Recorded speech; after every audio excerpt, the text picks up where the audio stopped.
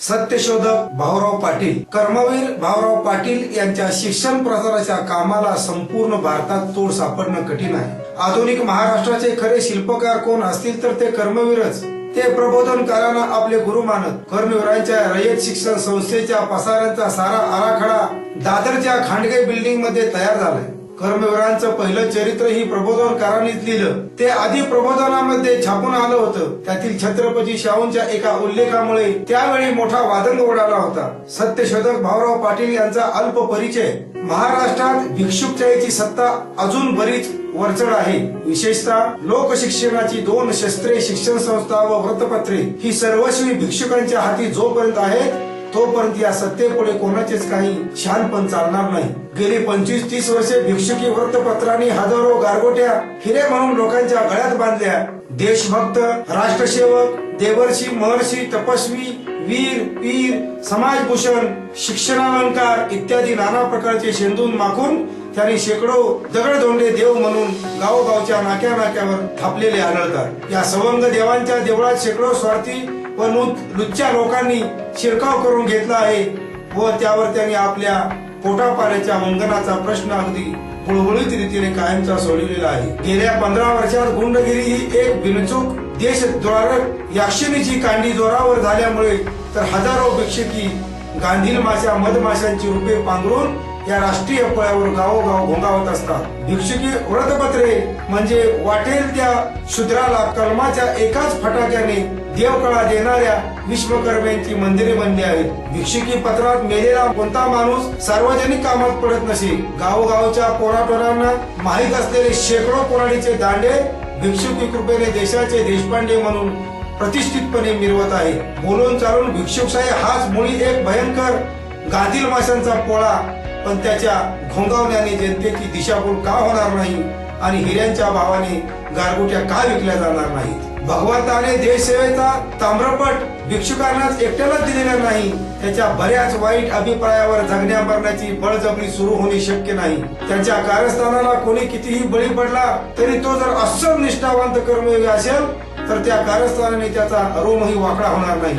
भिक्षुकीशाहीच्या हाती शिक्षण प्रसार व वृत्तपत्राचे प्रचंड शिंगोडे असल्यामुळे त्यांना आपल्या भिक्षुकी गुंडगिरीचा ध्वनी जबरदस्त भूमिका येतो. परंतु तेवढ्यामुळेच असे समजण्याचे मुळी गोष्टीच काही कारण नाही की महाराष्ट्रात त्यांच्या कपूशिवाय दुसरे कोणी भीतमाशी कनिष्ठ स्वार्थत्यागी देशसेवक व जनसेवक नाही आहेत. ठिकठिकाणी निश्चयाने एकनिष्ठेने आपापली विहित कर्तव्ये मिटल्या तोंडी करणारी अनेक नररत्ने आहेत. ती शोधून काढून त्याच्या कर्तबगारीचा आणि शिलांच्या कमानीचा परिचय विवेकी महाराष्ट्रीयांना करून देणे प्रबोधनाचे कर्तव्य आहे. भिक्षुकांना आणि त्यांच्या पायतनाने नार बनवलेल्या ही रत्ने गारगोट्या वाटली तरी त्याच्या दृष्टीने पुण्याची समजूत विवेकवादी जणांनी तिकडे दुर्लक्षच करणे श्रेयस्कर आहे.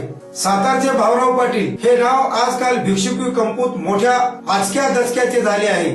सातारा जिल्ह्यात काय पण अवघ्या महाराष्ट्रात हे नाव निघतानाच ब्राह्मणोत्तर जनतेत एक जोरदार चैतन्याचे वारे स्फुरत पाहू लागले. टिळकी पुण्याईवर महाराष्ट्राच्या सर्व कारणे नेतृत्वाचे आसन फुकटा फाकट पटकवणाऱ्या नरसोपांत केळकरांपासून ते थेट टिळकी कारस्थानांना बळी पडून हतप्रभ झालेल्या अच्युतराव कोल्हटकरांपर्यंत असा एकही भिक्षुक सापडणार नाही की ज्याला भाऊराव पाटलांची कर्मयोगी कदर आणि बहुजन समाजातील त्यांचे जिव्हाळ्याचे वजन माहीत नाही. कृतज्ञतेला पारकाने झालेला असा कोणता अस्पृश्य आहे की जो हे नाव ऐकताच या पाटील मास्तर विषयी आदरयुक्त भावनेने आनंदाश्रू टाळणार नाही. सातारा जिल्ह्यात असा एक शेतकरी नाही की भाऊरावांनी त्यांच्या माज घरापर्यंत प्राथमिक शिक्षकाचे लोन नेऊन पोहोचवलेले नाही. ब्राह्मणोत्तर बहुजन प्रबोधनाची अशी काही संस्था, चळवळ, परिषद, सभा, जलसा, व्याख्यानमाला, जत्रा किंवा शाळा आढळणार नाही की जीत भाऊराव पाटलांचे श्रम खर्ची पडलेले नाही. इतकी सर्वस्पर्शी व सर्वव्यापी चळवळ करणारी ही व्यक्ती कोण आहे, कशी आहे, कसल्या देहाच्या मागे लागलेली आहे इत्यादी सर्व तपशील महाराष्ट्रापुढे मांडण्याचा मान प्रथमतः प्रबोधनकारांनाच मिळत आहे. हे या कलमाचे भाग्य होय. भाऊरावांचे चरित्र म्हणजे तरुण महाराष्ट्राला जितके हृदयभंग तितकेच ते आत्मप्रबोधन वाटेल अशी आशा आहे. आमची अशी खात्री आहे की भाऊराव जर ब्राह्मण असते, निदान भटाळलेले असते तर भिक्षुकानेही त्यांना जला आकाशापेक्षाही उंच उचलून धरले असते. घराणे आणि पूर्वसंस्कार भाऊरावांची जन्मभूमी यांचे घराणे तिथले वतनदार पाटील हे जैन धर्मी असून जात चतुर्थ हे पाटील घराणे बरेच मोठे असून त्यांच्या नातेवाईकांच्या शाखा व उपशाखा विस्तृत पसरलेल्या आहेत. पिढ्यानपिढ्या चालत आलेल्या मुख्य धंदा शेतकी अर्थात शेतकीची सहकार्याने राहण्यात साठवलेल्या अक्षरशत्रुताही पगडा या ऐतवडेवर पाटलावर बराच असे. परंतु भाऊरावांचे वडील पायगोंडा पाटील यांनी मराठी 7वी इयत्तेची परीक्षा देऊन सरकारी नोकरी धरली. साक्षर होऊन सरकारी नोकरीत प्रवेश करणारे हे जैनातील पहिलेच गृहस्थ. यांना 20 रुपये पेन्शन मिळत असे. खुद्द भाऊरावांच्या वंशावळीतले 2 पूर्वज सर्व ज्ञान संपन्न व सर्व संघपरित्याग करून जिनसेन झाले होते. कमाल स्वार्थत्यागी शिक्षण ज्ञानाची आणि बहुजन सेवेची भाऊरावांची जी प्रवृत्ती आज पूर्णत्वाने परिणत झालेली स्पष्ट दिसून आहे. तिचा उगम या पूर्व संस्कारातच आढळून येतो. भाऊरावांचे शिक्षण तासगाव, दैवडी, विटे व कोल्हापूर वगैरे मॅट्रिक पर्यंत झाले आहे. विद्यार्थी दशेत त्यांना तालमीचा नाद लागला व ते सर्व ठिकाणी बंडखोर विद्यार्थी म्हणून प्रसिद्ध झाले. लहान सहान हक्कासाठी सामोपचाराने सर्व प्रयत्न हारल्यावर गुंडगिरीची लाठी फिरवण्याचा प्रसंग आलाच तर पहिला रामटोल्या भाऊरावांचा असे. अमुक गोष्ट अन्यायी आहे एवढे त्यांना पटले की त्याविरुद्ध शक्य त्या रीतीने दंडुकेशाही चालिताना ते कोणाचेही व कशाचेही दरकरार बाळगीत नसत.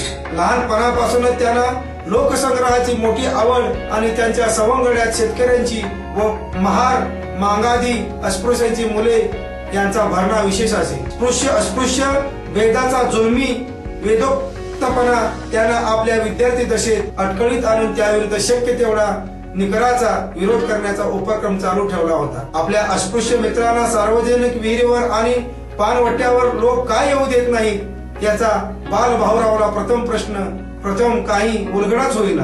पुढे खुलासा झाला की हिंदू धर्माची अज्ञान तशी कडकडीत आहे. एका विहिरीवर ते आपले एका अस्पृश्य मित्रासह पाणी प्यावयास गेले. लोकांनी मित्राला मज्जाव केला. भाऊराव म्हणाले, या विहिरीवर आम्ही दोघेही पाणी पिणार. पिऊ देत नसाल तर मी तुम्हालाही पाणी काढू देणार नाही. गोष्ट हमरी तुमरीवर आली. तालीमबाज भाऊरावाने कडाळ एका हिसक्याने विहिरीचे राट चाक उचकटून मोडले आणि दिले दूर भिरकावून. काळा लेखाच्यानो कसे पाणी काढतो ते म्हणे आमचा हिंदू धर्म उभा तिटावड्यावर जाळला पाहिजे असला धर्म. भाऊरावांचा आजचा कडवा सत्यशोधक बाणा अल्प वयातल्या असल्या प्रत्यक्ष सत्यशोधकांनी बनलेला आहे. सन 1902 ते 1908 पर्यंत इंग्रजी शिक्षणासाठी ते कोल्हापुरात जैन बोर्डिंग मध्ये राहत असत. तेथेही त्यांनी बंडखोर प्रवृत्ती वाढत्या प्रमाणावर होती. विवेकाला ज्या गोष्टी पटायच्या नाहीत त्यांना ठिकठिकाणी निषेध करायचा भाऊराव कधीच कचरत नसत. 1906 सालापर्यंत कोल्हापूरची नेटिव्ह जनरल लायब्ररी म्हणजे संपूर्ण भटाळलेली असे.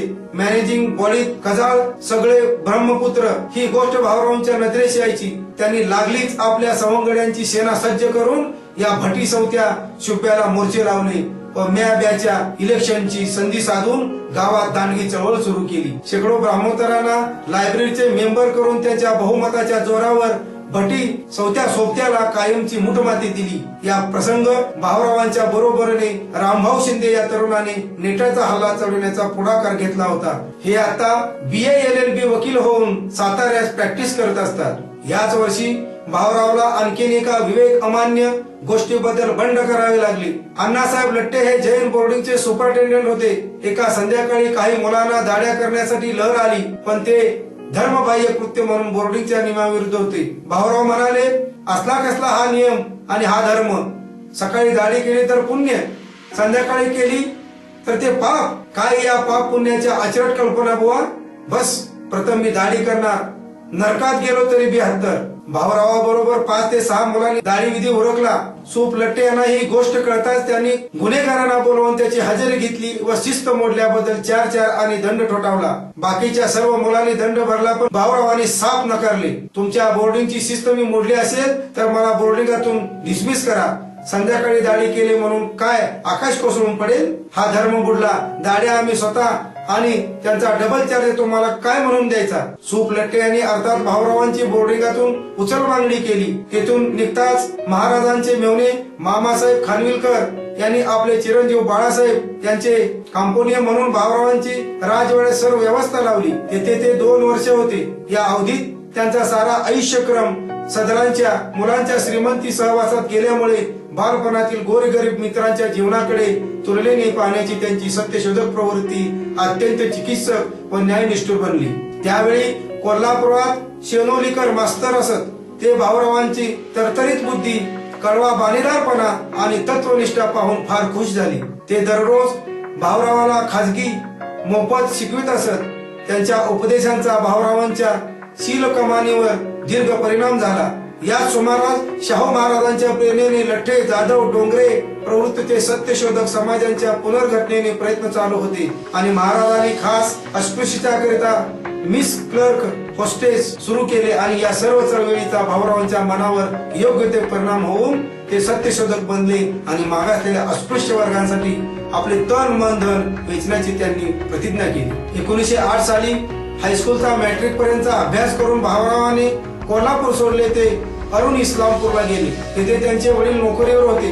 कुठेतरी रेव्हेन्यू खात्यात नोकरी धर असा त्यांनी पुष्कळ आग्रह केला, पण भाऊरावांना तो पसंत पडला नाही। मला नोकरी करायची आहे, पण त्यागी जागा हे रेव्हेन्यू खाते नव्हे। जन्माला यावे आणि बुकर टी वॉशिंग्टन सारखे जगून अमर व्हावे। सेवानिवृत्त पत्करायची तर महाराष्ट्रात लक्षावधी अस्पृश्य बांधव जनावरांच्या जिन्याने जगत आहेत। त्यांना शिक्षणदान देऊन त्यांचा आत्मोद्धार केला तर मी सेवा देवाघरी कितीतरी रुजू होईल। व्यवहार दक्ष वडिलांना मी आपल्या चिरंजीवाची महत्वाकांक्षा एक परी उत्तम वाटली, पण व्यावहारिक दृष्ट्या कशीशीच वाटली। भाऊराव म्हणजे एक नंबरचा हट्टी, म्हणेल ते करील, मान तुटेल पण हट्ट तुटणार नाही।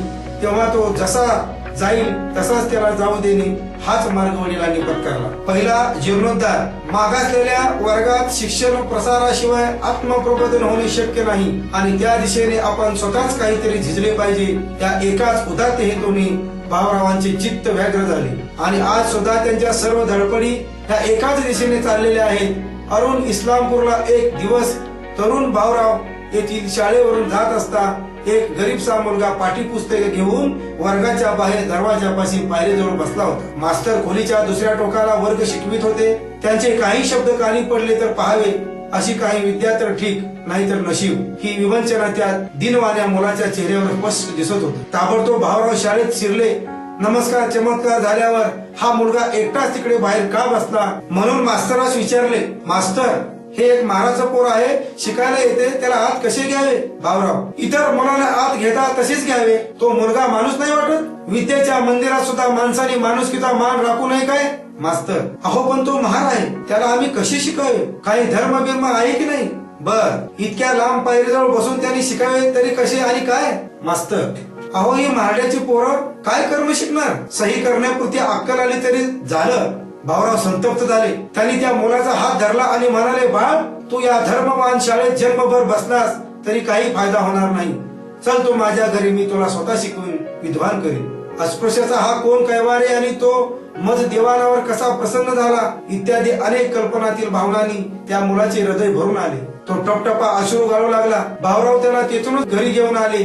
वडील मातोश्रीने हिंदू धर्माच्या लायकीचे व सत्य योग्य उच्चते हे जिवंत चित्र दाखवले। तेथून त्या मुलास कोल्हापुरास नेऊन मिस क्लार्क हॉस्टेलमध्ये घातले व त्याचे शिक्षण सर्वात त्यागपूर्वक पूर्ण केले। वाचिका हो, ते महाराचे गरीब महत्वाकांक्षी पोर कोण? माजी आमदार ज्ञानदेव धुरुनाथ घोलप MLC हे होय। महाराष्ट्रातील अस्पृश्याच्या विद्यमान चळवळीतला हा पहिला कर्तबगार तरुण यांनी मुकनायक नावाचे एक उत्कृष्ट साप्ताहिक चालवून आणि काउन्सिलिंगलातली अस्पृश्याच्या उद्धारार्थ पुष्कळ परिश्रम घेतले व सध्या करीत असत। सांप्रत साताऱ्यात हे डिस्ट्रिक्ट लोक बोर्डचे व स्कूल बोर्डचे मेंबर आहेत। ते उत्तम भाषक व लेखक आहेत। अलीकडे अस्पृश्यामध्येही जी भटी धाटणीची व्यक्तिदोषाची वाटवळ सुरू झालेली आहे, तिला कंटाळून श्री घोलपांनी सध्या भाषण लेखून तपश्चर्येत मुखवृत्ती धारण केली आहे।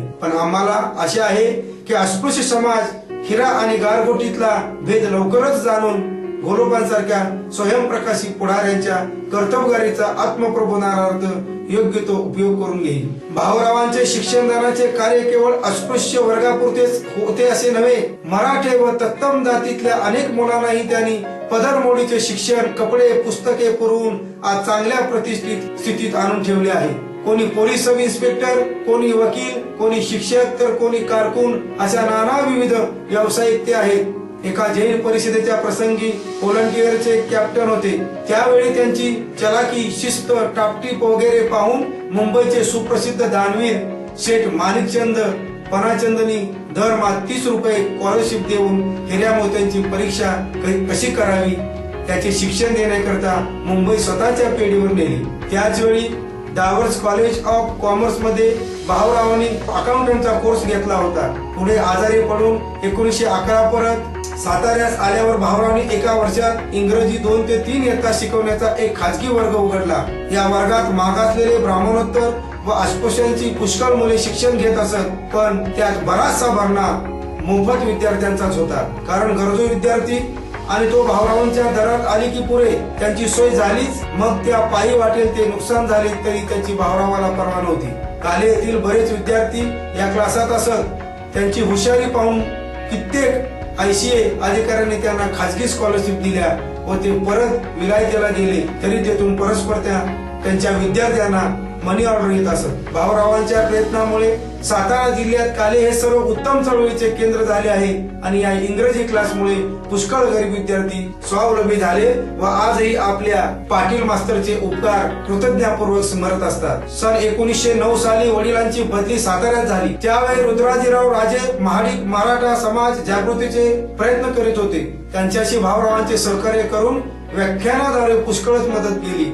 औद्योगिक व शेतकरी संवर्धक संस्था काढून त्यातील फायद्यावर मोफत शिक्षणाचे कार्य करता येईल ही एक नवीन कल्पना भाऊरावांना त्यावेळी आली आणि प्रयोगासाठी कॅप्टन रामचंद्र हरजीराव महाडिक, राणा सातारा, तात्यारावजी पाटील, पिलाजीराव शिर्के, रामभाऊ चिटणीस व बाबासाहेब चित्रे वकील, यशवंतराव प्रतापराव गुजर, दुधुस्कर मामलेदार इत्यादी मंडळी या सहाय्याने कृषी कर्म सुधारणा मंडळ नावाची एक संस्था रजिस्टर करून घेतली. मी ब्रँडन कलेक्टरने मंडळाच्या डेप्युटेशनला सर्व प्रकारची मदत देण्याचे आश्वासन दिले. कोरेगावचे भाऊसाहेब बर्गे यांनी आपल्या मालकीची 20 ते 25 एकर जमीन न लांब मुक्तीने व कमी दराने मंडळाला दिली. डॉक्टर म्यान साहेबांनी पाणी व मातीचे अनालिसिस केले. ऍग्रिकल्चर खात्याने इंजिनिअरिंग परांजपे व शूट साहेब यांनी लिफ्ट इरिगेशनचा सल्ला दिला. शेअरच्या विक्रीसाठी भाऊरावाने पंजाबात कोर्ट पर्यंत प्रवास केला, पण इतक्यात भाऊरावांवरच कोल्हापुरी राजकारणाचं प्राणघातक गंडांतर आल्यामुळे या मंडळाला राम म्हणावा लागला. कोल्हापुरी राजकारणी गंडांतर अर्धवट आणि किंचित अस्पष्ट का होईना, पण 1914 साली कोल्हापुरात एडवर्ड बादशाहच्या पुतळ्यावर डांबर फासल्याचे जे एक भयंकर प्रकरण उपस्थित झाले होते त्याचा एक महत्वाचा भाग आजच प्रथमशः प्रबोधनात मुद्रण संस्कार होऊन जगापुढे येत आहे.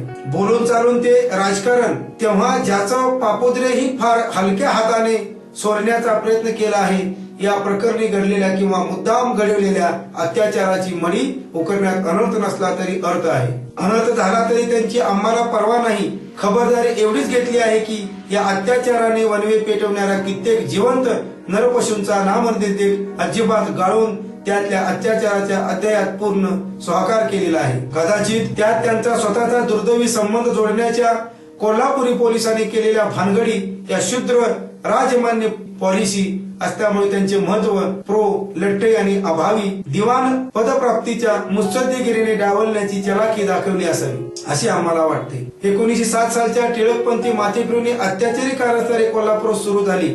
त्यामुळे संस्थानानेही त्यांना पायबंद घालण्यासाठी आपली उघड गुप्त पोलीस यमदूतांच्या सेनेला सर्व अधिकाराची शस्त्र सामुग्री भरपूर दिली. तेव्हापासून कोल्हापुरी पोलीस म्हणजे प्रतीक सृष्टीकर्त्या विश्वमित्राचे बाप आणि यमधर्माचे शिरजोर सावत्र भाऊच बनले होते. राज्यकर्त्याचे कानच या महात्म्यांच्या हाती पडल्यावर वाटेल त्या सावाचोरीची मान फासवणार लटकवणे म्हणजे विडीच्या झुरक्या इतकी त्यांची सहज लीला होऊन बसली. असल्या नाजूक परिस्थितीत 1914 साली कोणी माथेफिरू माणसाने कोल्हापूरच्या बागेतील एडवर्डच्या पुतळ्यावर डांबर फासले. जिकडे तिकडे हाहाकार उडला.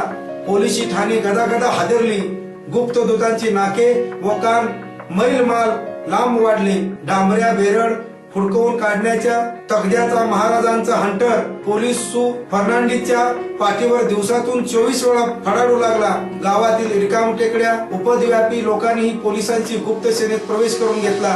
असे करण्यात या हरामखोरांचा उद्देश निराळा असतो. पोलिसांचे पाठबळ मिळाले म्हणजे अनेक सुष्ट दृष्ट व्यक्तीवरील आपल्या खाजगी किंवा व्यावहारिक व्यक्तिदोषाचा सूड भरून उगवून घेता येतो. यावेळी लठ्ठे, ठोंबरे आणि जाधव या 3 विद्वानाचे तेज कोल्हापुरात बरेच होते. प्रत्येक विवेकवादी तळमळीतील हे पुढाकारी असत. जात्यात विद्वान, गृहसूत्र, व्यासंगी आणि चिकित्सक सल्ल्यामुळे या तिघांमुळे कोल्हापुरातील सर्व ब्राह्मणोत्तर शाल शिष्ट तेजोहीन झाले होते. सामाजिक चळवळी बरोबरच राजकीय सुधारणेविषयी त्यांच्या स्पष्ट शक्ती राजसत्तेला जवळजवळ डोईजड होऊन लागल्या होत्या. विशेषतः लठ्ठे यांच्या वग्नलेखन शरचापल्यामुळे त्यांच्या हितशत्रूंच्या पलटणी कोल्हापुरात बऱ्याच निर्माण झाल्या होत्या. जातीतील ही बरेच उपद्व्यापी लोक त्यांच्या पाडावांचा प्रयत्न करीत होते. कित्येक कोल्हापुरी अधिकाऱ्यांना व पोलीस खात्यालाही लठ्ठे यांनी वेळोवेळी टाइम्स वगैरे कलमातून प्रहार लगावलेले असल्यामुळे तेही त्यांच्यावर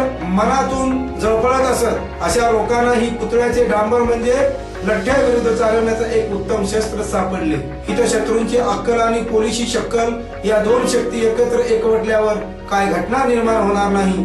निश्चित नपुसकावरची जबरी संभोगाचा आरोप सिद्ध होईल. मग सुवेद्य, सुसंस्कृत आणि विवेकी मनुष्यावर पुतळ्यावर डांबर ओतले.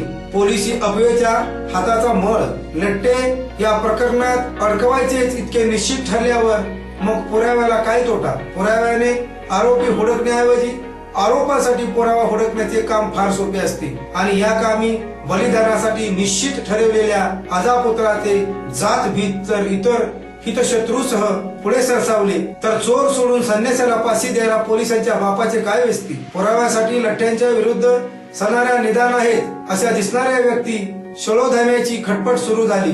त्याचा एक सूक्ष्म धागा 1906 सालच्या जैन बोर्णिगातल्या दाढी प्रकरणाला जाऊन लठ्ठ्या विरुद्ध आहे. या भावनेने त्यांना पुराव्याचा साक्षीदार म्हणून मतविण्याचा भेद ठरला.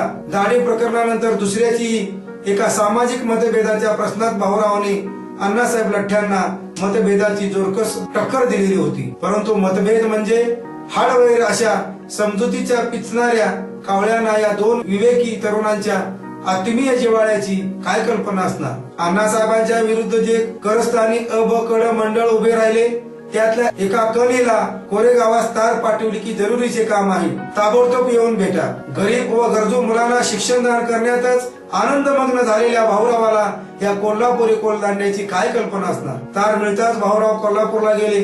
दिवस इकडच्या तिकडच्या गप्पा केल्या.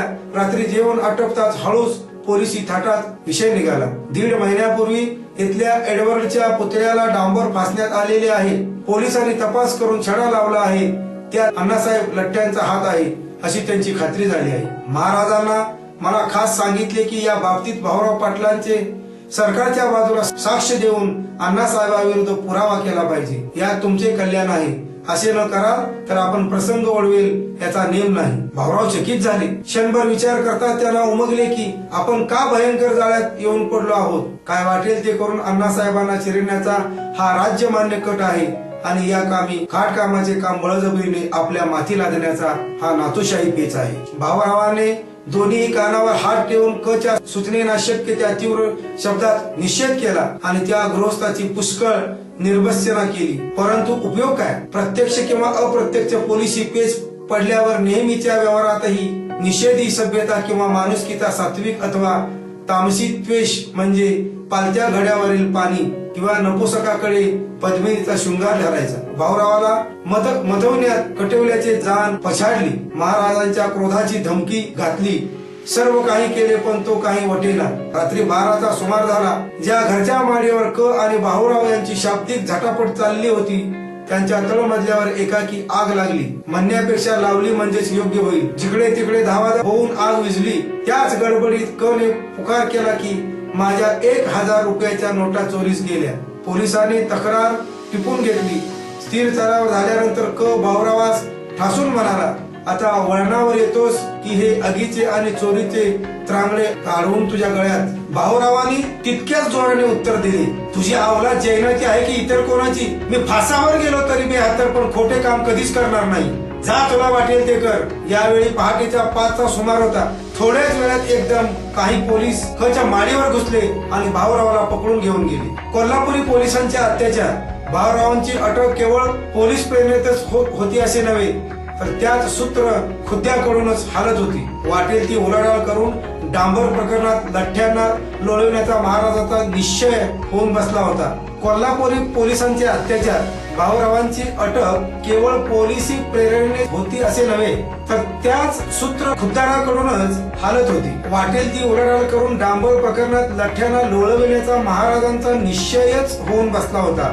मग त्यांच्या मागे पोलिसांनी कानटोसणा असो नाही, लठ्ठ्यांच्या हितशत्रूंची हात लावणी असो. भाऊरावाला जामिनावर सोडवण्याचा काही मित्रांनी प्रयत्न केला, पण अर्ज नामंजूर झाला. तितकेच नव्हे तर तास प्रयत्न करणारा याद राखून ठेवा या त्रिअक्षरी पदवीचे धमकीदान झाले. कावळ्याचा बंगला हे एक कोल्हापुरातले कुप्रसिद्ध स्थळ आहे. या एका बंगल्यात अत्याचाराचे अमानुष प्रकार झाले आहेत, तितकेच यमपुरीच्या देखाव्यात सुद्धा पाहायला मिळाले नाही. तुला जरी मरी येऊ असा कोणी कोणाला शाप दिला तर मनुष्य त्या हसण्यापलीकडे किंमत करणार नाही. पण 1907 सालापासून कोल्हापुरात कावळ्याचा बंगला हे नाव ऐकतात शेकडो माणसे गारठून जात असत. आरोपीच्या तोंडातून सत्याचा अर्क पिळून काढण्याचे पोलिसाशी गाणे या बंगल्यात रात्र दिवस सुरू असत. अमक्या तमक्याला कावळ्याच्या बंगल्यावर नेला.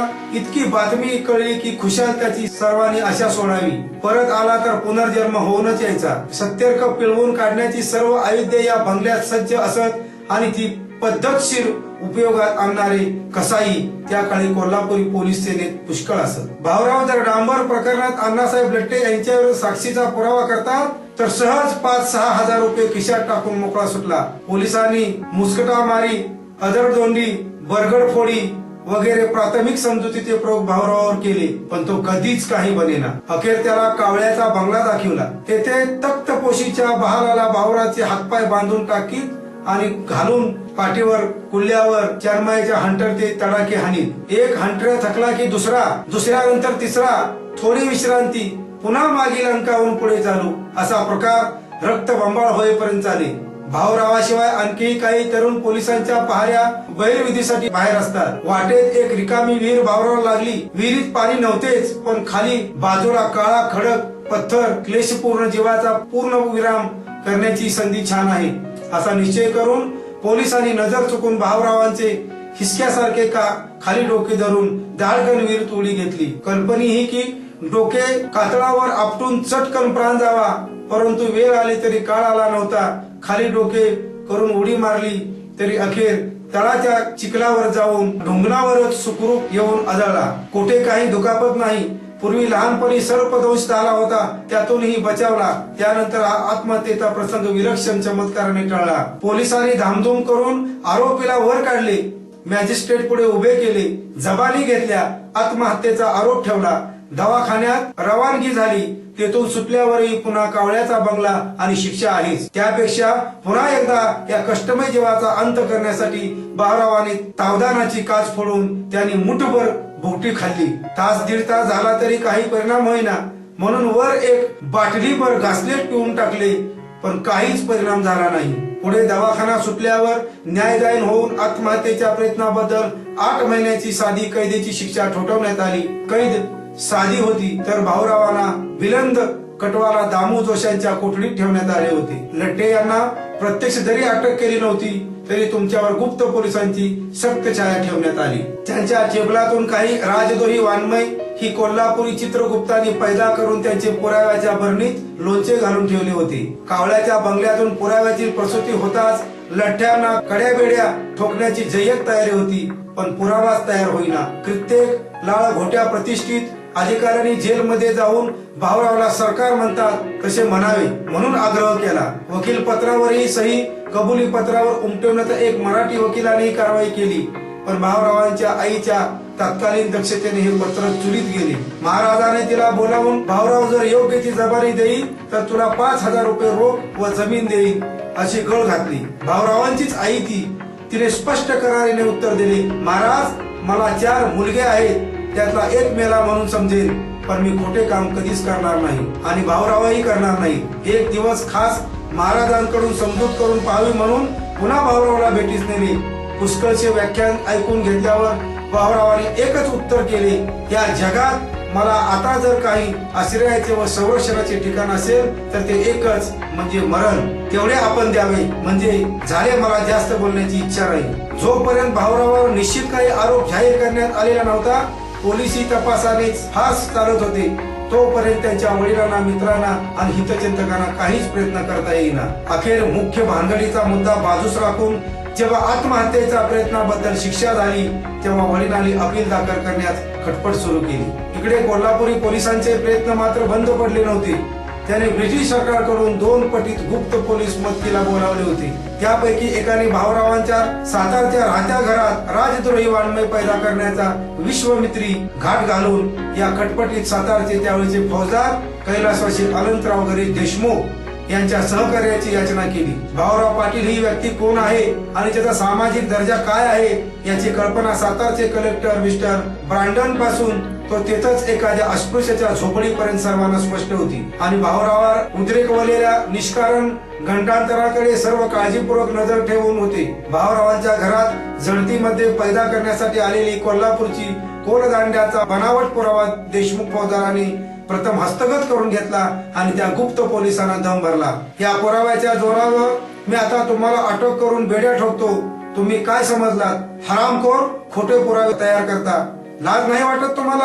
आत्ताच्या आत्ता साताऱ्याची हद्द सोडून चालते व्हा, नाहीतर तुमच्यावर खटला भरल्याशिवाय सोडणार नाही. गुप्त पोलिसांना देशमुखांची पायचटणी करता करता पुरे वाट झाली व त्यांनी तात्काळ तेथून पलायन केले. हा डाव फसल्यावर दुसरा प्रयत्न झाला. औंध प्रकरणात प्रसिद्धीस आलेला सातारा जिल्ह्यातील गणपती मांग याला भाऊरावाविरुद्ध कोल्हापुरी राजद्रोहाची साक्ष देण्यासाठी कोल्हापुरातून नेले. त्याला पुष्कळ धमकवले आणि तोही कबूल झाला. भाऊ पाटील म्हणजे कोण प्राणी ही त्याला प्रथम कल्पनाच येईना. असेल कोणी सोम्या गोम्या, माझ्या साक्षीने मेला तर मरे नका, एवढीच त्याची समजूत. प्रत्यक्ष रजोबात करून जबानी घेण्याची वेळ आली आणि कैदी भाऊरावाला गणप्या मागापुढे आणून उभे केले. मात्र तो त्याला एकदम विलक्षण घाईवर घेऊन त्याने कोण पाटील मास्तर म्हणून आरोळी ठोकली. भाऊरावांच्या पायाला घट्ट मिठी मारली. मोठमोठ्याने रडू लागला.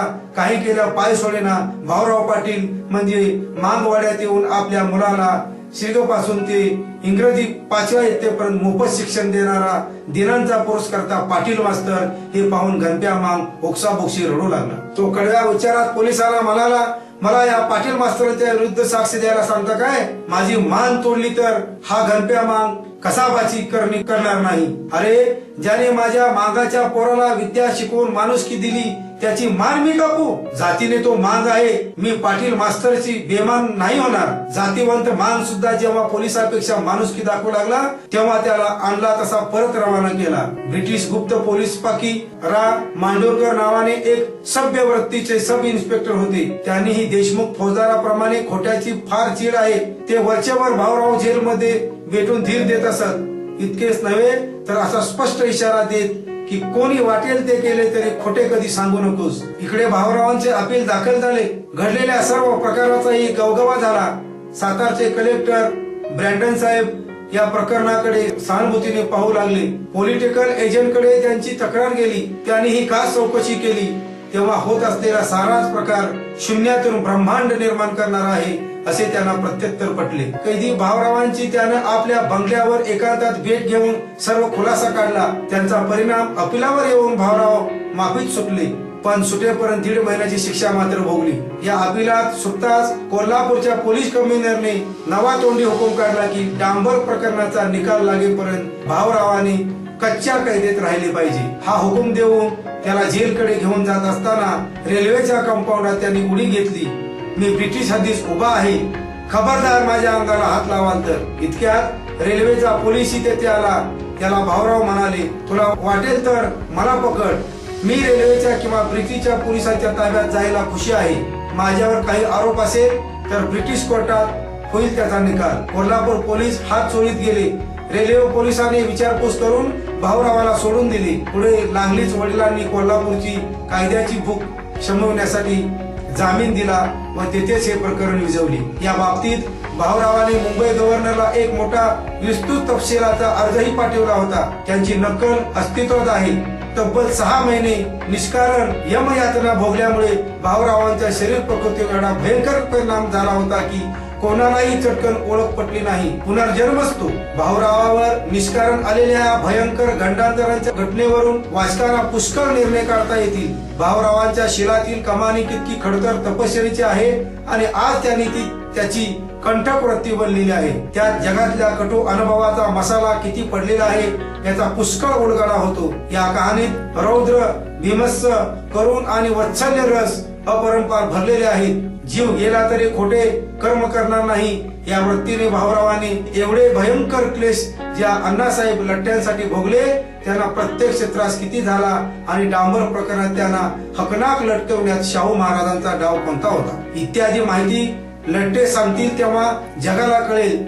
त्यांनी शाहू महाराजांचे चरित्र उत्तम तपशीलांनी कितीही रंगवले असले तरी शाहू महाराजांच्या राजनीतीने खुद्द अण्णासाहेबांचे चरित्र मात्र फार बहारीच्या कुतूहलाने रंगवलेले आहे यात मुळीच शंका नाही. एकेकाळी त्यांना राजद्रोहाचा शिक्का ठोकून रसातळाला नेण्यासाठी त्या रियासतीच्या राजकारणाने आपले जंग पछाडले व एकदा प्रत्यक्ष अटकही केली होती. त्या रियासतीच्या कर्तृत्व म्हणण्या सशस्त्र दिवाणगिरीवर त्यांची अचानक नेमणूक झाली.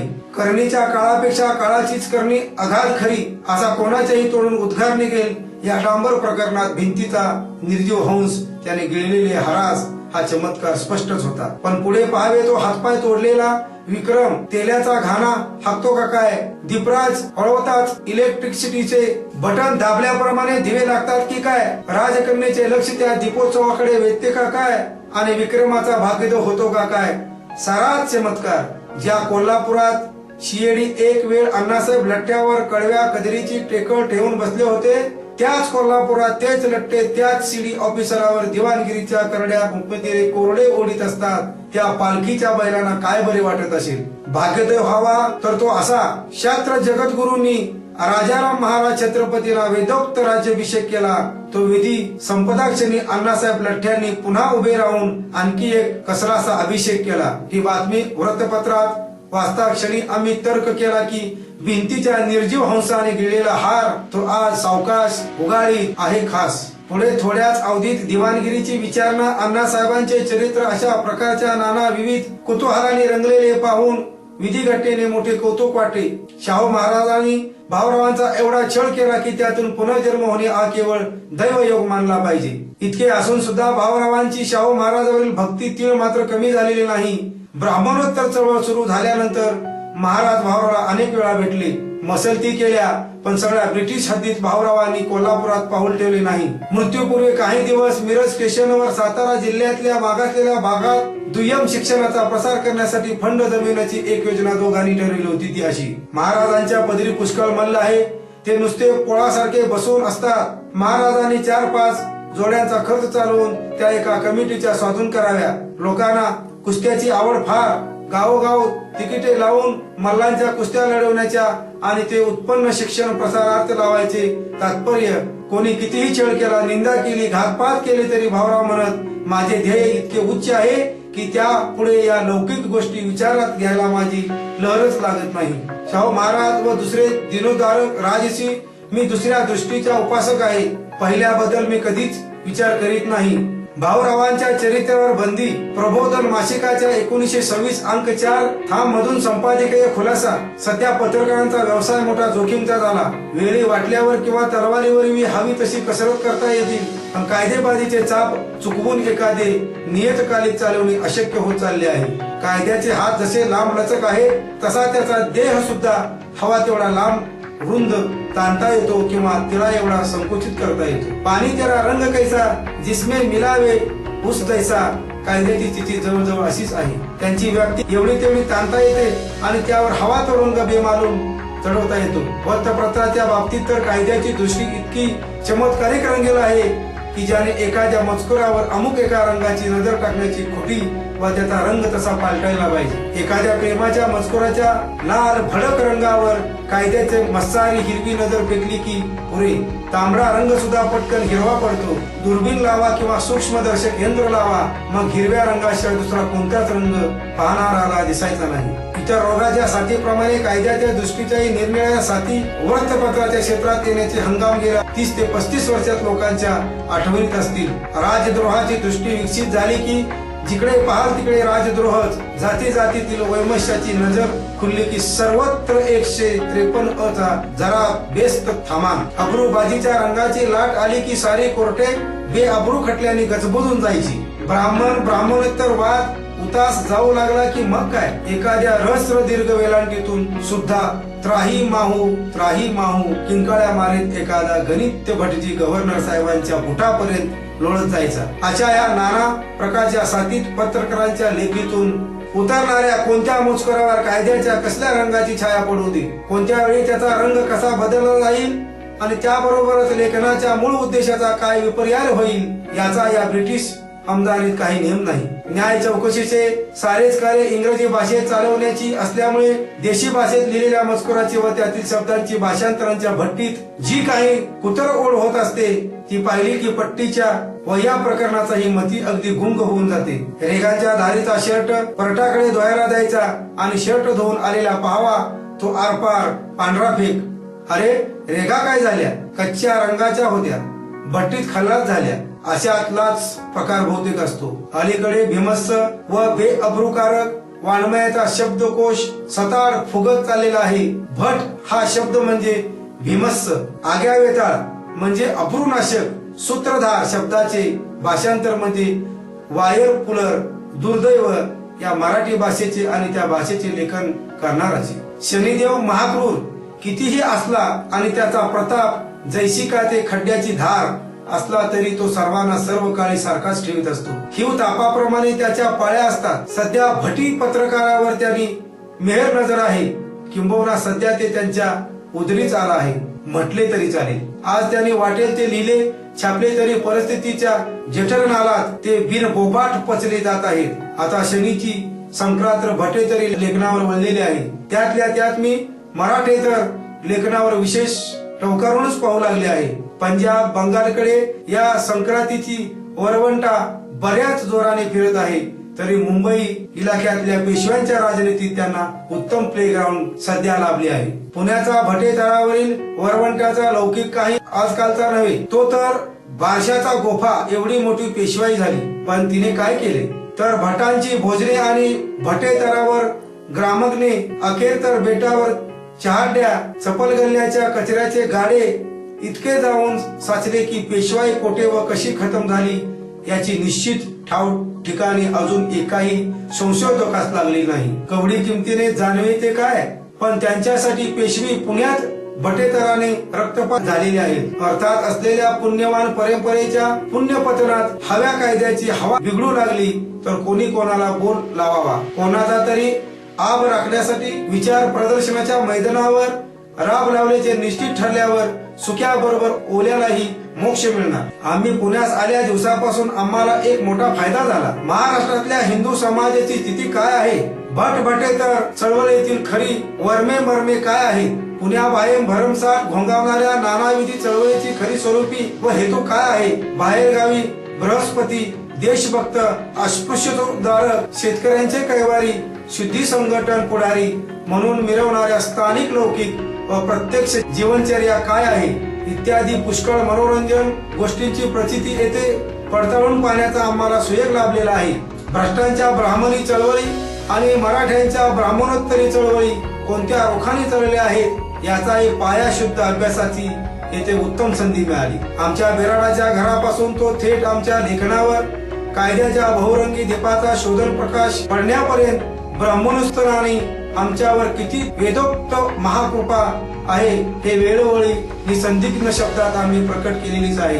इतकेच नव्हे तर गेल्या 3-4 वर्षाच्या प्रत्यक्ष अनुभवावरून ब्राह्मणोत्तरी लावण्या व त्यांचे सूत्रधार हे सुद्धा आमच्याकडे भटी दृष्टीने कधी काळी पाहणारच नाही अशी कल्पना आम्हाला कधी आलेलीच नव्हती. असाही प्रश्न नाही, फक्त कल्पनेला व संशयाला प्रत्यक्ष अनुभवाच्या कसाला लावित होतो. आता तो अनुभव जवळजवळ सिद्धच होऊ लागला आहे. स्पष्ट कोणी लिहित बोलत नसले तर बऱ्याच जबाबदाऱ्या ब्राह्मणेतर मराठ्यांच्या डोळ्यात प्रबोधनकाराची कायस्थ प्रभुजात अलीकडे बरीच सरू लागली आहे.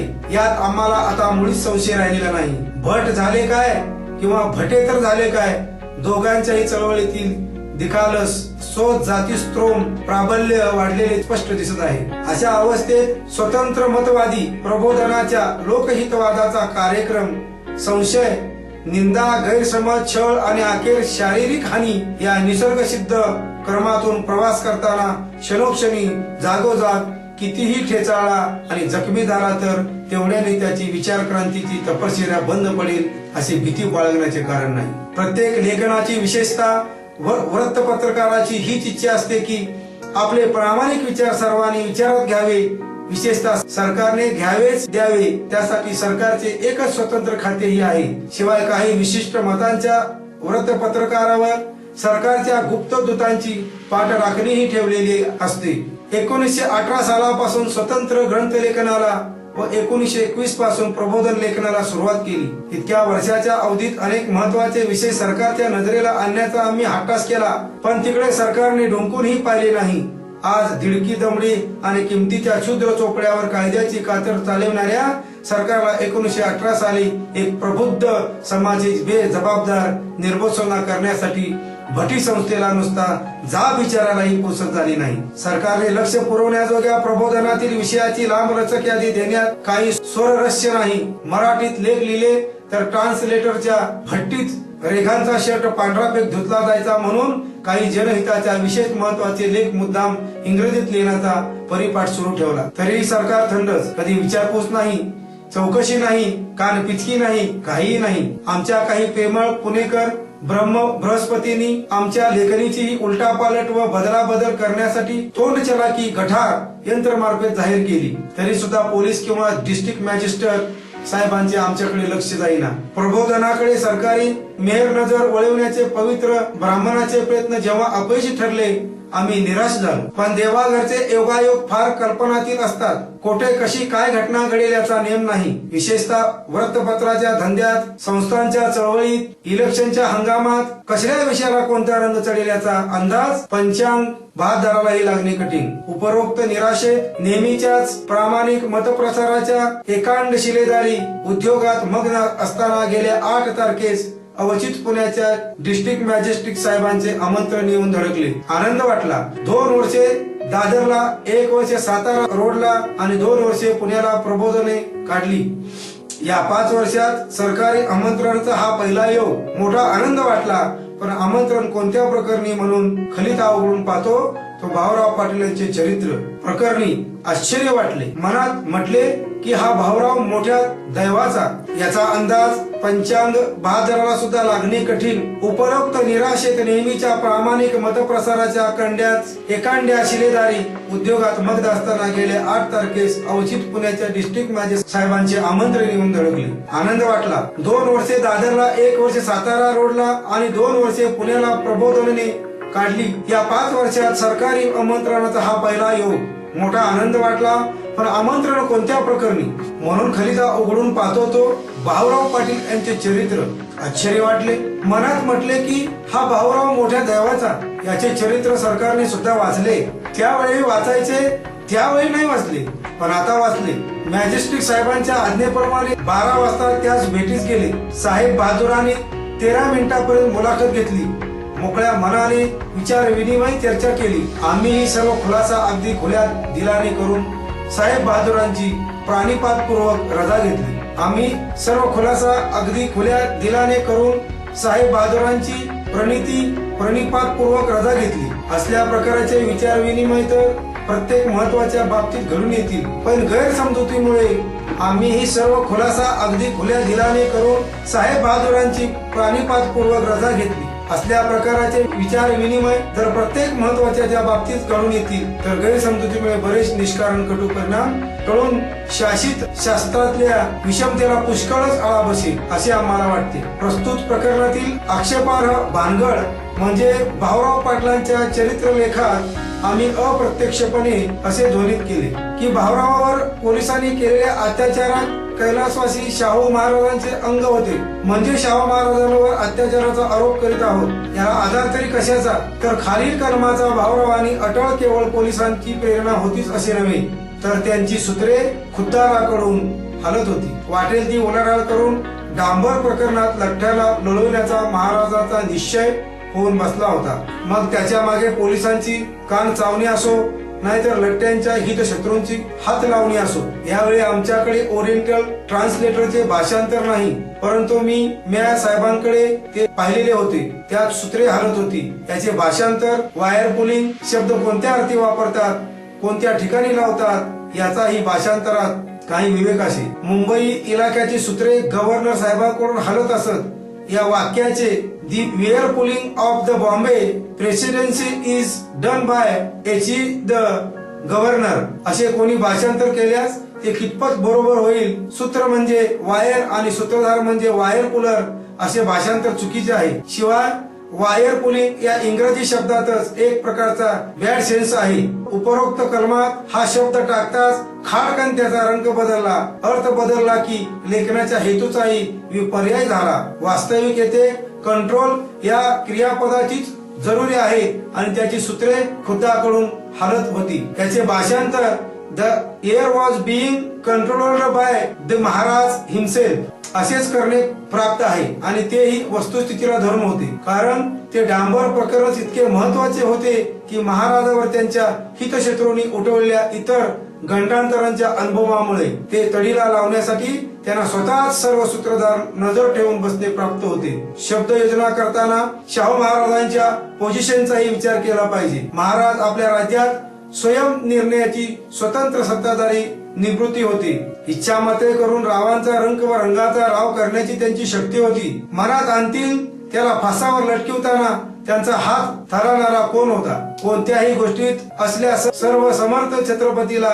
वायर पुलिंग करण्याचे कारणच काय. अर्थात या भाषांतरातील शब्द योजनेत विवेक तर नाहीच नाही, पण त्यातील अंतर्भूत बॅड सेन्स मुळे साऱ्या संदर्भात खोडसाळ घाण उत्पन्न केली. एका शब्द योजनेचा जर हा प्रताप तर 4 फुलस्केप टाइप रिटर्न भाषांतरात किती गोंधळ असतील ते हरी जाणे. सारांश भाषांतराची भट्टी म्हणजे एक राजमान्य गंडांतर होते. शिवाय मागचा पुढचा संदर्भ विचारात घेऊनच कोणत्याही पुढील मागील वाक्यातून अर्थ निष्पत्ती काढायची असते.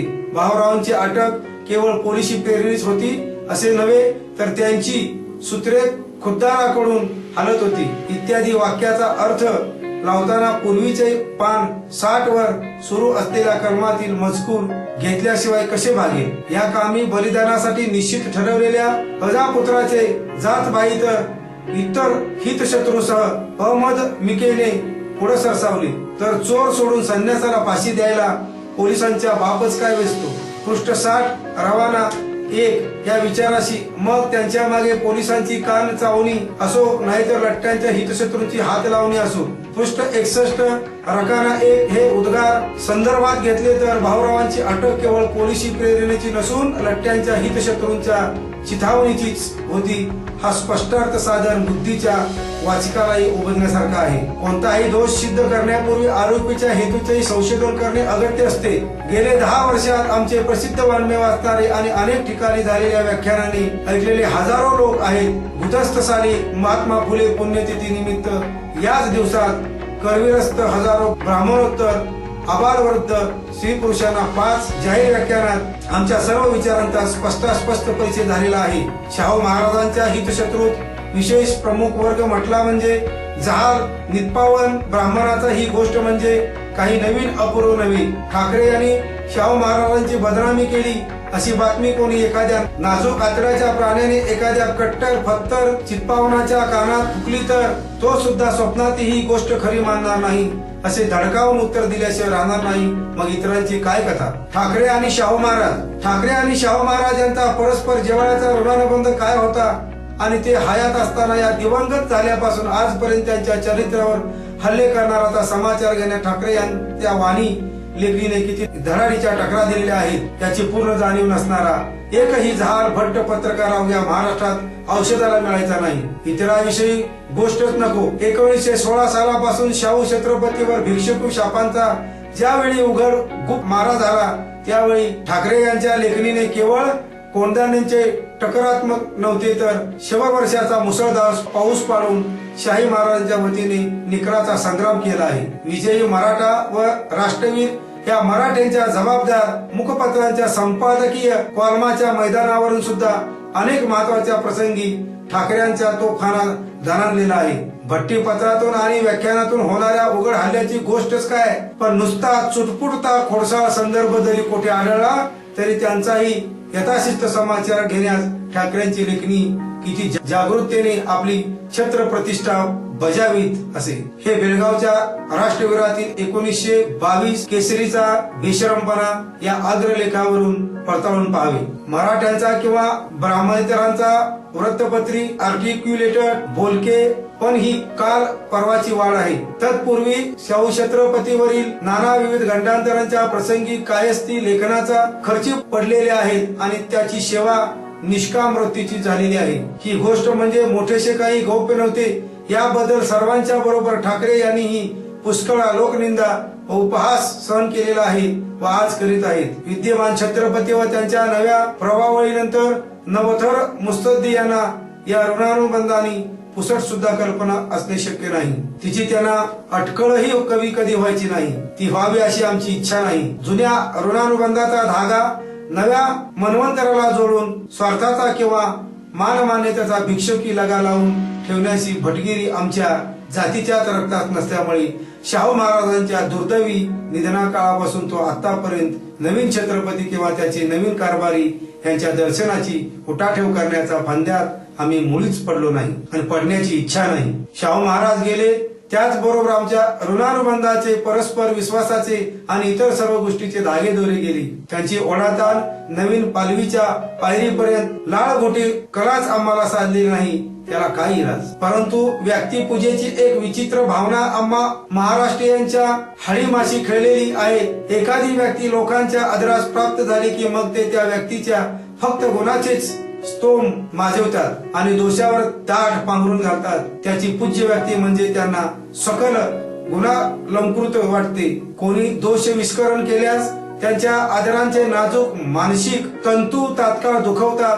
म्हणून म्हणजे गुणदोषांची गोळाबेरीज हे तत्व ते साफ विसरतात. Paint me as I am, don't leave even a small care unpainted या ओळीवर क्रॉमवेलच्या उक्तीतील रहस्य त्यांच्या अंध भक्तीला दिसत नाही. उदाहरणार्थ टिळकच घ्या. टिळकांना कोणत्याही विवेकी प्रतिस्पर्धी सूत्र लेखित नाही. त्यांच्या गुण समुच्चयाविषयी सर्वत्र आदरच आहे, पण त्यांच्या बडव्यांचे त्यांचे शिष्याई भगवान रूपात प्रदर्शित करतात. प्रतिस्पर्धीच्या मनातील आदरांचा लंबक थेट अनादराच्या बिंदूकडे खाडकन झोका घातो. टिळकात जसे बरेच गुण होते तसे बरेच दोषही होते, पण दोषाचे नावही न काढता गुणाचीच नुसती टाळकुटी आरती करण्याच्या टिळकांच्या बडव्यांचा आग्रह कोणाही विवेकी माणसाला किळस आल्याशिवाय राहणार नाही. ही गोष्ट शाहू भक्तांची होऊ लागली आहे. दोष विस्कारणानेच गुणाची किंमत असते हे या आंधळ्या श्रुती पाठकांना कळणे अवघड आहे. शाहू महाराजाकडे किंवा कोणाकडे आंधळ्या भक्तीने पाहण्याची दृष्टी आम्हाला नाही. महाराजांनी तंजावर केस सारख्या अनेक भानगडीच्या प्रसंगी आमचा सल्ला घेतलेला आहे. शेकडो बैठकीत नाना विविध प्रश्नावर चर्चा केल्या आहेत, परंतु कोणत्याही मते त्यांच्या मुद्द्यावर त्यांनी आमच्या स्पष्टोक्तीने नाराज होण्याचा राजेपणा दाखवला नाही. महाराज हयात असताना सुद्धा त्यांच्यावर प्रबोधनात 2-3 वेळा कडक टीका करण्याचा आमच्यावर प्रसंग आला. उदाहरणार्थ अंबाबाईचा नायटा, प्रबोधन 1/11/1921 पहा. पण तेवढ्याने त्यांनी त्यांच्या अंध भक्तप्रमाणे नाक फेदारले नाही. उलट आम्हाला पन्हाळा लॉजमध्ये भेटीस बोलावून त्या बाबतीतल्या कारणांची व धोरणांची चिकित्सा केली. शाहू महाराज हयात असताना ज्या प्रबोधनकाराच्या स्पष्टोक्तीत त्यांच्या बदनामीचा त्यांना वास सुद्धा आला नाही. मतभेदाच्या कडाक्याच्या वादविवादात त्यांना आपली राजकीय इज्जत जखमी झाल्याचा कधी संशय नाही. एखाद्याच्या बाबतीत आम्ही मौन धरल्यास I say break the ice or I will break your head म्हणून विनोदाने आमच्या स्पष्ट अभिप्रायाला ते व्यक्त करायला होतील. त्यात शाहू महाराजांविषयी एका सत्य निरूपणाच्या मजकुरात त्यांच्या मृत्यूनंतर कोणाला तरी पटकन बदनामीचा वास यावा म्हणूच्या बदललेल्या घाणेंद्रियानेच चिन्ह नव्हे काय. इतर एकलकोंड्या संस्थानिकाप्रमाणे शाहू महाराजांच्या चळवळीत खास संस्थानी नव्हत्या. त्यांच्या राजकारणाचा व्याप कोल्हापूरच्या टिचभर हद्दीत वावरत होता. करविरस्त प्रजाननाने ते निर्पोती असले तरी अफाट महाराष्ट्रातल्या बहुजन समाजाचेच ते स्वयंसेवक वृत्तीचे परिचित पुढारी होते. त्यांच्या हयातीपर्यंत महाराष्ट्रीयन ब्राह्मणोत्तराने नानारंगी राजकारणात कोल्हापुरात शिदत आहेत. त्यावेळी कोल्हापूर विषयी चिमुकली संस्थानी भावना मागे पडून कोल्हापूर महाराष्ट्राचा रायगड समजला जात असे. अर्थात असल्या सार्वजनिक महाराष्ट्रीयन पुढाकारांच्या चारित्र्यावर वाटेल त्या दिशेने दृष्टी फेकण्याचा अखिल महाराष्ट्राला पूर्ण अधिकार आहे. अशा वेळी संस्थानिकांच्या टिचभर कोंडाळ्यात या महाराष्ट्रव्यापी महापुरुषाच्या चारित्र्याला व चरित्राला कोंबून जरा कोणी कोठे फटूट म्हटले की प्रिसेस प्रोटेक्शन एक्सटेन्शनच्या लावावी धावा करण्या इतका मनाचा मवाळपणा शाहू महाराजांच्या पावलावर पाऊल टाकून चालणाऱ्यांच्या प्रकृतीत असेल असा आमची सध्या तरी सूर वाहत नाही. मग जुन्या डोळ्यांना नवीन तमाशे काय काय दिसतील ते कोणी सांगावे. भाऊराव प्रकरणी कोल्हापुरी पोलिसांकडून घडलेल्या अत्याचाराचा प्रत्यक्ष आरोप महाराजाकडे जाऊन कसा शकतो. मात्र तर कोल्हापुरी पोलिसांचे अत्याचार असाच आहे.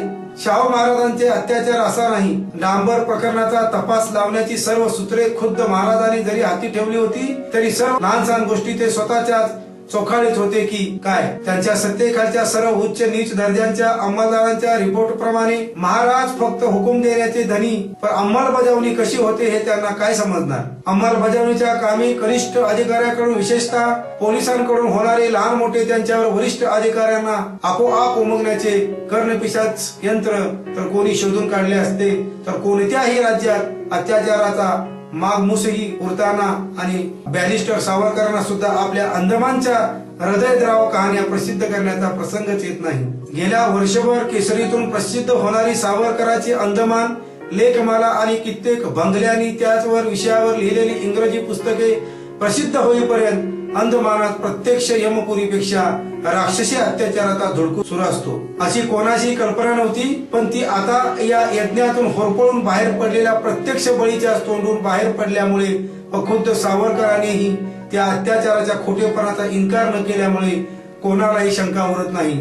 परंतु ना व्हाईसराय साहेब आणि स्टेट सेक्रेटरी यांच्या हाती अंदमानाची सूत्रे असतात. एवढ्याच सबबीवर तिथल्या अंमलदाराच्या बेजबाबदार अत्याचाराचे माप कोणी या अधिकाराच्या पदरात बांधील तर ते कितपत शहाणपणाचे ठरेल. उलट अशा वस्तुस्थितीच्या स्पष्ट स्फोटामुळेच व्हाईसराय यादी अधिकाऱ्यांना अंदमानी परिस्थितीची कसून चौकशी करण्याची प्रेरणा झाली ना. सत्यस्थितीच्या स्फोटार्थ उपयोगितलेल्या स्पष्टोक्तीचा असाच उपयोग करून घेणे यालाच राजकारणी न्यायबुद्धी असे म्हणतात. अलीकडे हिंदी वृत्तपत्रावर सत्ताधाऱ्यांची केवढीही करडी नजर असली तरी असल्या न्यायबुद्धीला चालना देण्याचे कार्यच ती आपल्या स्पष्टोक्तीने जुळून आणतील असतात हे विसरून चालणार नाही. सारांश कोल्हापुरी पोलिसांच्या अत्याचाराचा संबंध महाराष्ट्राशी जोडण्याचा अर्थ आमच्या वाक्यातून मुळीच निघत नाही आणि तसा आमचा हेतूही नव्हता व कधी असणारही नाही. महाराजांना या गोष्टी फार मागाहून कळल्या व त्याविषयी काही कडक उपायही त्यांनी योजले होते. अत्याचाराच्या खरे खोटेपणाविषयी शंका निरसनार्थ सावरकराप्रमाणे भाऊराव पाटील ईश्वर कृपेने प्रत्यक्ष जिवंत आहेत आणि त्यात महाराजांचा काही संवेद असल्याचे तेही जर म्हणत नाही तर आम्ही तरी कुठून विधान करणार. सारांश कोणत्याही दृष्टीने पाहिल्यास आमच्या विधानात शाहू महाराजांच्या चरित्राला धक्का देण्या इतके सूक्ष्म अथवा भरीव काहीच नाही. मात्र भलत्या कल्पनेची कावीळ झालेल्या लोकांना सगळा लेखच पिवळा दिसला तर आम्हापाशी कसलाच उपाय नाही. तक्रारीचा उगम कोठून या एका मुद्द्याची शहानिशा केली की आम्ही लेखणी खाली ठेवणार. दिम्या साहेबांना हा प्रश्न आम्ही स्पष्ट विचारला. ते म्हणाले ओरिएंटल ट्रान्सलेटर करून हे भाषांतर आलेले आहे. अशा गोष्टी योग्य अधिकाऱ्याच्या नजरेला आणणे हे त्यांचे कर्तव्य आहे. या पलीकडे मला काही माहित नाही. ओद्र्याच्या या कर्तव्य क्षमतेबद्दल आम्ही प्रथमच आभार मानून ठेवतो. प्रश्न इतका सुचतो की त्याची कर्तव्य दक्षता या एकाच बाबतीत एवढी जागरूक का बनली. कोल्हापूर संस्थान आणि शाहू महाराजांची हवी तशी भीमस्थ व बेजबाबदार निर्बसना करण्यात पुण्याच्या भटीपत्रांचा नंबर पहिला आहे. ही त्यांची अनेक वर्षाची परंपरा आहे. अजूनपर्यंत ती अखंड सुरू आहे. नुकत्याच घडलेल्या दनवडी अत्याचाराच्या मागे पुणेरी भट्टांना दिसणाऱ्या कटातही त्यांनी कोल्हापूरच्या महाराजांना गोवण्याची नातूगिरी केली आहे. या सर्व प्रसंगी ओद्राने पुण्याच्या मी डी मॅचे लक्ष वेधण्याची अशीच कर्तव्य दक्षता दाखवली होती का काय. गुजरस्त सारी सर्रास भटी पत्रातून होळकरांची बिभत्स विटंबना सुरू असताना ओद्राने हीच कर्तव्य दक्षता गाजली होती की काय? देशी संस्थानांची सकारण निष्कारण विटंबना करणाऱ्या किती भटी पत्रकारांना सरकारने आजपर्यंत जाब विचारलेला आहे का? भटांना सारे खून माफ करण्याचा मनुस्मृती अंमल अजूनही चालूच आहे. खालसा वृत्तपत्राच्या टीकेपासून देशी संस्काराने संरक्षण व्हावे म्हणून प्रिन्सेस प्रोटेक्शन ऍक्ट नावाचा कायदा अस्तित्वात आहे. होळकर प्रकरणी या ऍक्टचा मुंबई सरकारने उपयोग करावा म्हणून प्रबोधनद्वारा आम्ही 88 अनेक मराठी इंग्रजी आर्टिकल्स खरडली, पण तितकेही ओटराचे लक्ष गेल्याचे दिसले नाही. पुढे तो ऍक्ट नीट वाचून पाहता ज्या राजावर टीका टिप्पणी झाली असेल त्याची प्रत्यक्ष तक्रार केल्याशिवाय ब्रिटिश सरकार त्या कायद्याला अंमल करू शकत नाही अशी त्यात मेघ आढळली. प्रस्तुत प्रकरणी तशी तक्रार कोल्हापूरकडून झालेली आहे असा स्पष्ट डी मॅ साहेब विचारता त्यांनी जे मला समजावण्यास काही मार्ग नाही असे उत्तर दिले. अर्थात तेथेच सारा मार्ग फुटला. तथापि लेखी नसेल तर तोंडी काहीतरी सूचनेचा प्रकार झाल्याशिवाय ही तक्रार जन्माला आली नसावी. खास काहीही असो आणि तक्रार करणारा कोणीही असो, आम्ही आमचा खुलासा स्पष्टपणे केला आहे. तेवढ्याने कोणाची शंका निवृत्ती खास होईल अशी आम्हाला आशा आहे. कोणत्याही बाबतीत प्रमादाक्षम महत्वाची घमेंड आम्ही मारणे शक्यच नाही. ते माणसाला साधत नाहीत, ते माणुसकीशी होणार नाही. अर्थात वृत्तपत्राचे सत्य निरूपणाचे प्रामाणिक कर्तव्य बजावित असताना एखाद्या शब्दाचे, वाक्यांचे, संदर्भाने किंवा आणखी कशानेही कोणाच्याही मनोवृत्ती दुखावली गेली असल्यास केवळ शाहू महाराजांसाठी एक सोडून लाख वेळा दिलगिरी व्यक्त करण्याचा दिलदारपणा प्रबोधनकारास खास आहे. कर्मवीर भाऊराव पाटील यांचा जन्म 22 सप्टेंबर इसवी सन 1887 कुंभोज महाराष्ट्र मे 9 इसवी सन 1959 हे मराठी समाज सुधारक आणि शिक्षण प्रसारक होते. सर्वसामान्य जनतेपर्यंत शिक्षण प्रसार करण्याची त्यांची रयत शिक्षण संस्था स्थापली. भाऊरावांनी मागास व गरीब मुलांना शिक्षण घेणे शक्य व्हावे म्हणून कमवावा शिका ही कल्पना स्वीकारून मोठे काम केले. ते ज्योतिबा फुले यांनी सुरू केलेल्या सत्यशोधक समाजाचे एक महत्वाचे सदस्य होते. त्यांचा भारतीय स्वातंत्र्य लढ्यातही सहभाग होता. चरित्र रयत शिक्षण संस्थेचे संस्थापक भाऊराव पाटील यांचा जन्म कोल्हापूर जिल्ह्यातील कुंभोज या गावी झाला. सांगली जिल्ह्यातील ऐतवडे बुद्रुक हे त्यांचे मूळ गाव. लहानपणापासूनच भाऊराव बंडखोर होते. अन्यायाशी त्यांना प्रचंड चीड होती. अस्पृश्यतेबद्दल त्यांच्या मनात राग होता. अस्पृश्य समाजातील लोकांना पाणी दिले जात नाही म्हणून त्यांनी एका विहिरीचा राट मोडून टाकला होता. त्यांचे प्राथमिक शिक्षण सांगली जिल्ह्यातील विटा गावी झाले. पुढील शिक्षणासाठी त्यांना कोल्हापूरच्या राजाराम हायस्कूल मध्ये दाखल करण्यात आले. त्यांची राहण्याची सोय जैन बोर्डिंग मध्ये करण्यात आली होती. याच काळात त्यांच्या राजश्री शाहू महाराजांच्या विचारांचा व कार्याचा प्रभाव पडला. रयत शिक्षण संस्था पुढील काळात भाऊराव पाटील साताऱ्यात जाऊन शिकवण्या घेऊ लागले. याच काळात त्यांची मधवान मास्तर भाऊसाहेब कुदळे, नानासाहेब येडेकर आदी मंडळी व दूधगाव शिक्षण मंडळ स्थापन केले. या संस्थेमार्फत सर्व जाती धर्मांच्या मुलांसाठी एक वसतिगृह यांनी सुरू केली. रयत शिक्षण संस्थेचे बीज येथेच रोवले गेले. पुढे त्यांनी ओगल्याच्या काच कारखान्यात व किर्लोस्करांच्या नांगरांच्या कारखान्यात काही काळ काम केले. याच काळात त्यांना सत्यशोधक समाजाच्या कार्याशी जवळून संबंध आला. दिनांक ऑक्टोबर 4 इसवी सन 1919 रोजी भाऊराव पाटील यांनी रयत शिक्षण संस्थेची स्थापना सातारा जिल्ह्यातील काले या गावी केली. डॉक्टर नागनाथ अण्णा नायकवाडी यांनी रयत शिक्षण संस्थेला 1,11,111 रुपये देणगी दिली. या संस्थेचे मुख्यालय सातारा येथे नेण्यात आले. संस्थेची काही अशी उद्दिष्टे होती. शैक्षणिक दृष्ट्या मागासलेल्या वर्गात शिक्षणाची आवड निर्माण करणे व ती वाढवणे, मागासलेल्या वर्गातील गरीब मुलांना मोफत शिक्षण देणे, निरनिराळ्या जाती धर्मातील विद्यार्थ्यात प्रेमभाव निर्माण करणे, अयोग्य रूढींना फाटा देऊन खऱ्या विकासाचे वळण लावणे, संघशक्तीचे महत्व जरूर तर कृतीने पटवून देणे, सर्व मुले काटकसरी, स्वावलंबी, शीलवान व उत्साही बनवण्याचा प्रयत्न करणे, बहुजन समाजाच्या शिक्षण प्रसारासाठी जरूर पडेल तसे संस्थेचे कार्यक्षेत्र वाढवणे. या दृष्टीने साध्य करण्यासाठी भाऊरावांनी केवळ क्रमिक शिक्षणच नव्हे तर समता, बंधुता, सर्मप्रतिष्ठा, सामाजिक बांधिलकी आदी मूल्यांची शिकवण विद्यार्थ्यांना दिली. साताऱ्यात भाऊराव पाटील यांनी एक मोठे वसतिगृह स्थापन केले. ते वसतिगृह चालवण्यासाठी त्यांच्या पत्नी स्वतःचे मंगळसूत्र व दागिने विकावे लागले. अतिशय प्रतिकूल परिस्थितीत त्यांनी वसतिगृह व शिक्षण संस्था चालवण्याचा यशस्वी प्रयोग केला. या कार्यात त्यांनी त्यांच्या पत्नी लक्ष्मीबाई यांची अतिशय मोलाची साथ लाभली. 25 फेब्रुवारी इसवी सन 1927 रोजी महात्मा गांधींच्या हस्ते या वसतिगृहाचे श्री छत्रपती शाहू बोर्डिंग हाऊस असे नामानिदान केले. महात्माजींनी संस्थेला आपल्या हरिजन सेवक फंडातून वार्षिक 500 रुपये मदत सुरू केली. जून 16 इसवी सन 1935 रोजी रयत शिक्षण संस्था नोंदणीकृत रजिस्टर झाली. या साली साताऱ्यात भाऊरावांनी सिल्वर ज्युबली ट्रेनिंग कॉलेज सुरू केले. भाऊरावांनी देशातले कमवा आणि शिका या पद्धतीने चालणारे पहिले free and residential high school Satara येथे सुरू केले आणि त्याला नाव दिले महाराजा सयाजीराव हायस्कूल. यानंतर शाळांची मालिकाच महाराष्ट्रभर सुरू झाली.